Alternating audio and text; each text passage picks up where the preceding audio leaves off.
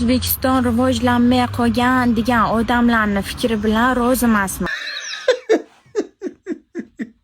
Uyqu bermayapti bu video menga. Bu soat qaranglarda. Uyqu yo'q, oxirigacha ko'ringlar.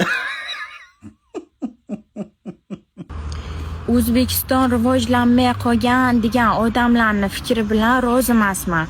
O'zbekiston ancha rivojlangan. Buni sababi hozir magazinga kirdim. Ertangi chislo bilan sut sotib oldim. Mana bir kun 15-iyun bo'lsa, sut usti 16-iyun kuni ishlab chiqarilgan degan sut sotib oldim.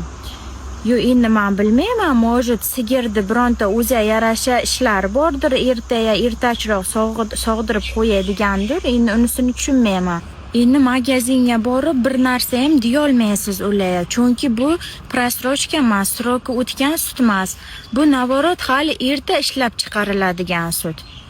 Eng qizig'i yana uyga kelib qaynatsam, u aychigan ekan, sho'rtdekkina.